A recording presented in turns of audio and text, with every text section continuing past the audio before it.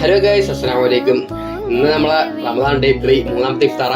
അപ്പൊ ഞാൻ നേരെ ഫൈസലിഖാന്റെ റൂമിലാണ്. ഫൈസലിഖാന്റെ റൂമിൽ എന്ന് വെച്ചാല് നമുക്ക് ഇന്ന് അവിടുത്തെ ഇഡ്ഡലി പത്തിരി ഉണ്ടാക്കി തരാന്ന് പറഞ്ഞു. അപ്പൊ അവിടെ പോയപ്പോ നമ്മൾ പാത്തുമോൾ അവിടുത്തെ പ്രിപ്പറേഷൻസൊക്കെയാണ്. അപ്പൊ നമ്മൾ സാധനം എത്തി. അപ്പൊ നമ്മൾ സാധനം എടുത്തിട്ട് പാത്തുമോൾക്ക് ഒരു ഭയ പറഞ്ഞിട്ട് ഞാൻ നേരെ നമ്മൾ ഷോപ്പിൽ പോയി. നമ്മൾ ഷോപ്പിൽ പോയപ്പോഴത്തേക്കും നമ്മൾ ജമാലിക്കായും പിന്നെ സിനാനിക്കായിട്ട് നല്ല ദോശകളല്ല.